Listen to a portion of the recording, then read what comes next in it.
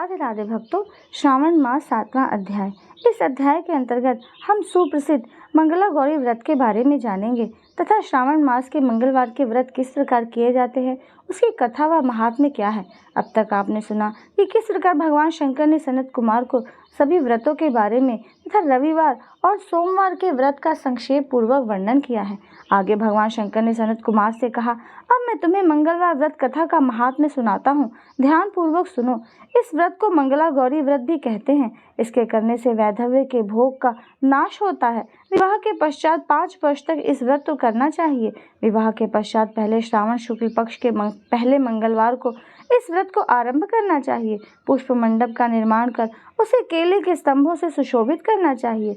उसे अनेक प्रकार के फलों तथा रेशमी कपड़ों से विभूषित करें। मंडप में देवी की सोने की प्रतिमा अथवा किसी अन्य धातु की प्रतिमा बनवाकर स्थापित करनी चाहिए। उस प्रतिमा में मंगला गौरी का षोडश उपचारों से 16 दुर्वा दलों से, 16 चिड़चिड़ा दलों से, 16 चावल तथा 16 चने की दाल के दानों से अर्चना करनी चाहिए। 16 बत्तियों वाले दीपक या 16 दीपक जलाकर भक्ति पूर्वक दही तथा चावलों का नैवेद्य अर्पण करना चाहिए। देवी के निकट सील लोढ़ा रखना चाहिए। इस तरह विवाहोपरांत 5 वर्ष तक व्रत करना चाहिए। 5 वर्ष पश्चात उद्यापन करके माता को बायना देना चाहिए। अब मैं तुम्हें बायने के बारे में बताता हूँ। मंगला गौरी की एक पल सोने की प्रतिमा या अपनी सामर्थ्य के अनुसार सोने की प्रतिमा बनवाएं। अपनी सामर्थ्य के अनुसार सोने अथवा चांदी आदि से निर्मित घड़े को चावलों से भरें। उसके ऊपर पहनने के वस्त्र, साड़ी, ब्लाउज आदि रखें। इसके ऊपर मंगला गौरी की प्रतिमा रखें। देवी के समीप सील लोढ़ा रखें। इस प्रकार माता के लिए बायना देना चाहिए। इसके बाद 16 सुहागन ब्राह्मणियों को भोजन कराना चाहिए। इस प्रकार व्रत करने मात्र से 7 जन्म तक सौभाग्य अटल रहता है। ब्रह्मापुत्र सनत कुमार ने भगवान शंकर से पूछा, इस व्रत को पहले किसने किया और उसका क्या फल मिलता है। भगवान शंकर ने बताया, पूर्व काल में कुरु देश में श्रुतकीर्ति नामक राजा रहता था। वह शास्त्रों का ज्ञाता था। उसका कोई शत्रु नहीं था। वह 64 कलाओं का ज्ञाता, धनुर्विद्या में निपुण था।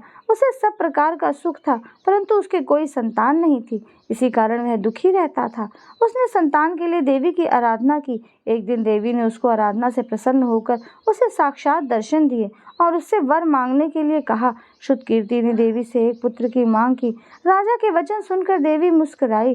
देवी बोली, हे राजन, तुमने एक दुर्लभ वस्तु की याचना की है, फिर भी मैं तुमको पुत्र अवश्य दूंगी। तुम्हें एक गुणवान पुत्र प्राप्त होगा, परंतु उसकी आयु 16 वर्ष की है। हाँ, यदि एक सुंदर तथा विद्या विहीन पुत्र चाहिए तो वह बहुत समय तक जीवित रहेगा। अब बताओ, तुम्हें कैसा पुत्र चाहिए। राजा ने अपनी रानी से विचार विमर्श कर गुणी पुत्र की मांग की। देवी ने कहा, हे राजन, मेरे मंदिर के मुख्य द्वार पर आम का जो पेड़ है, उसका एक आम तोड़कर ले जाओ और उसे रानी को खिला दो।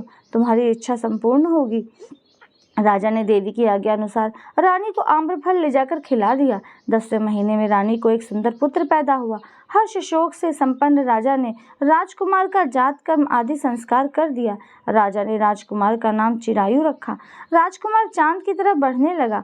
अब वह 15 साल का गुणी, संपन्न और सुंदर बालक हो गया। राजकुमार का 16वां साल शुरू हुआ तो राजा रानी को चिंता होने लगी। राजा ने सोचा, यह पुत्र बड़े ही कष्टों से प्राप्त हुआ है, मैं इसकी मृत्यु अपनी आंखों के सामने कैसे देखूंगा। यह सोचकर राजा ने राजकुमार चिरायु को उसके मामा के साथ काशी भेजने का निश्चय कर लिया। रानी ने अपने भाई से कहा, तुम कार्पटिक का वेश धारण कर राजकुमार चिरायु को काशी ले जाओ। मैंने इसके जन्म से पूर्व भगवान मृत्युंजय से प्रार्थना की थी कि हे विष्णुदेव, पुत्र की प्राप्ति पर जगतपति की यात्रा के लिए भेजूंगी, इसलिए तुम इसे काशी ले जाओ। इसकी रक्षा का भार अब तुम्हारे कंधों पर है। अपनी बहन की आज्ञा मानकर वह राजकुमार चिरायु को काशी ले गया। कई दिन की यात्रा के बाद वे आनंद नगर पहुंचे। आनंद नगर के राजा का नाम वीरसेन था। राजा के सर्वगुण संपन्न रूप लावण्य वाली मंगला गौरी नाम की राजकुमारी थी। उस समय वह राजकुमारी सखियों सहित बगीचे में खेल रही थी। उसी समय वहां चिरायु और उसका मामा वहां पहुंचे। वे दोनों बालिकाओं की क्रीड़ा देखने के लिए वहां रुक गए। राजकुमारी की सहेलियों में से एक सहेली ने क्रोध में भरकर राजकुमार चिरायु को रंडा कहा। राजकुमारी ने अपनी सहेली से कहा, हे सखी, तुम दुर्वचन क्यों बोल रही हो। मेरे साथ अयोग्य वाणी बोलने वाली कोई भी नहीं है। देखो, मंगला गौरी के प्रसाद एवं मंगला गौरी व्रत के प्रभाव से मेरे हाथ से जिसके माथे पर चावल गिर जाए, उसके साथ मेरा विवाह हो जाने पर यदि वह अल्पायु वाला है तो भी चिरायु हो जाएगा। इसके बाद सब बालिकाएं अपने अपने घरों को लौट गईं। राजकुमारी भी राजमहल में चली गई। उस दिन राजकुमारी मंगला गौरी का विवाह बाल्हिक देश के राजा दृढ़धर्मा के पुत्र सुकेतु के साथ होने वाला था, परंतु सुकेतु मूर्ख, कुरूप और बहरा था। इस बात का पता राजा वीरसेन को नहीं था। अतः वर पक्ष वालों ने विवाह मंडप में एक अन्य अच्छा वर ले जाने का निश्चय किया। विवाहोपरांत प्रस्तुत वर को भगा दिया जाएगा। इस प्रकार सुकेतु राजकुमारी को अपने देश ले जाएगा। ऐसा विचार कर वर पक्ष के कुछ आदमी चिरायु के मामा के पास जाकर बोले, हे बालक, तुम हमें यह बालक दे दो, इसके द्वारा हमारा काम सिद्ध होने वाला है। इस पृथ्वी पर परोपकार से बढ़कर कोई दूसरा काम नहीं है। उन आदमियों की बात सुनकर राजकुमार चिरायु का मामा राजी हो गया, क्योंकि वह बगीचे में मंगला गौरी की बात सुन चुका था। वह उन आदमियों से बोला, आप लोग इस लड़के को क्यों चाहते हो? विवाह के लिए वस्त्र गहने तो मांगे जा सकते हैं, लेकिन वर को थोड़े ही मांगे जा सकता है। फिर भी आपकी बात रखते हुए लड़का आपके साथ भेज रहा हूँ। वर पक्ष के लोग राजकुमार चिरायु को विवाह मंडप में ले गए और विवाह कार्य संपन्न हो गया। विवाह के बाद रात में जब राजकुमार चिरायु मंगला गौरी के साथ सोया तो उसी दिन उसका 16वां वर्ष समाप्त हो रहा था। ठीक उसी समय काल सांप का रूप धारण कर वहां आया। संयोगवश उसी समय राजकुमारी मंगला गौरी की नींद खुल गई। उसने सांप को देखा तो राजकुमारी ने सांप की पूजा की और उसे पीने के लिए बहुत सा दूध दिया। मंगला गौरी ने कहा, मैं उत्तम व्रत करूंगी, मेरे पतिदेव को छोड़ दो तथा उन्हें चिरंजीवी होने का आशीर्वाद दो। देखते ही देखते सांप कमंडल में घुस गया। राजकुमारी ने अपनी चोली से कमंडल का मुख बंद कर दिया। उसी समय राजकुमार चिरायु अपने शरीर के अंगों को ऐंठते हुए उठ बैठा। उसने राजकुमारी से कहा, मुझे बहुत भूख लगी है। राजकुमारी ने माता के समीप जाकर लड्डू आदि लाकर राजकुमार को खाने के लिए दिए। राजकुमार ने प्रसन्नता से लड्डू खाए। हाथों को धोते समय उसके हाथों से अंगूठी गिर गई। वह पान खाकर फिर सो गया। राजकुमारी कमंडल में बंद सर्प को बाहर फेंकने गई, लेकिन विधि के विधान से बाहर जाने पर चमकते हार की कांति देख वह चकित रह गई। उसने हार को अपने गले में पहन लिया। कुछ रात शेष रहने पर चिरायु का मामा उसे ले गया। चिरायु के जाने के बाद वर पक्ष के लोग सुकेतु को ले आए। मंगला गौरी ने सुकेतु को देखा तो वह बोली, यह मेरा पति नहीं है। सभी बाराती कहने लगे कि हे शुभे, यह तुम क्या कह रही हो? यदि कोई पहचान हो तो बताओ। इस पर मंगला गौरी ने कहा, रात को मेरे पति ने मुझे जो जड़ाऊ हार दिया है, उस हार के रत्नों की सुंदरता के बारे में यह बताए। रात्रि में आम्र सेचन के समय मेरे पतिदेव का केशर युक्त पैर मेरी जांघ में लगा हुआ है। उसे देखकर सब लोग बताए कि यह पैर का निशान किसका है। रात्रि के समय जो बातचीत हम दोनों के बीच में हुई तथा जो भोजन करा था उसके बारे में यह बताए। सुकेतु मंगला गौरी के एक भी प्रश्न का उत्तर न दे सका। इस पर कन्या पक्ष वालों ने बारात को बिना दुल्हन के वापस भेज दिया।